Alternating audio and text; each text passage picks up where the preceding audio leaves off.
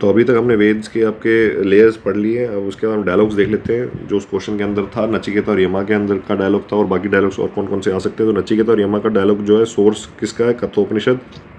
कठोपनिषद के अंदर है ये डायलॉग। वेद कौन से वेद में बिलोंग करता है? To Krishna Yajurveda. Time period likely compose between 5th to 3rd century BCE। Structure the Kathopanishad structure in 2 chapters. Adhyaya is divided into 3 sections. ठीक है। उसके बाद बैकग्राउंड सेटिंग क्या था? वजह आपका Vajrashravas, father of Nachiketa, performs a Vishwajit sacrifice where one gives away all possessions. सारे अपने possession दे देने. He donates old weak cows not suitable for real charity. Young Nachiketa जो है थोड़ा confused हो जाता है and disturbed by this hollow ritualism questions his father. Father को बोलता है to him will you give me O father. तो एंग्री इज फादर, उसका बेटा उसका पिता जो है गुस्से में उसको क्या कहता है? I give you to Yama the god of death. तो Nachiketa taking the word seriously goes to the abode of Yama. इसका की फिलोसॉफिकल डायलॉग क्या है इसके बीच में? Yama was not at home. Nachiketa waits 3 nights without food और water, showing extraordinary patience, self control and devotion. Impressed Yama grants him 3 boons दे देता है। फर्स्ट बूंद रिकन्सिलिएशन विद फादर।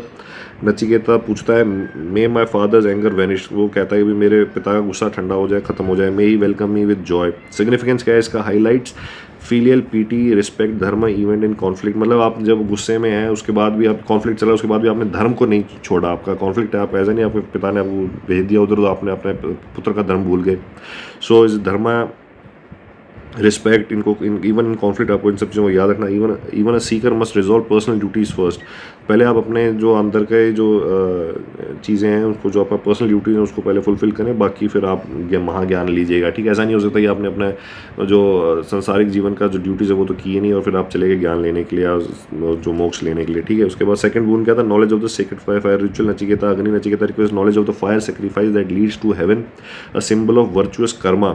यमा teaches him the proper method and significance of fire ritual. ठीक है। तो इसमें हमें नहीं जाना रिचुअल में, ये समझना है कि इसका मतलब क्या है। So this fire is not just literal, it represent the inner fire of knowledge. जो हमारा अंदर एक ज्ञान की अग्नि होनी चाहिए। Emphasize the discipline and knowledge of right action are steps towards higher realization. ठीक है। Yama name the fire after Nachiketa. Nachiketa Agni, जो अंदर एक ज्ञान की अग्नि जलती रहनी चाहिए, डिसिप्लिन होना चाहिए, knowledge of right action are steps towards higher realization. ये इससे हमें ज्ञान मिलता है। ठीक है।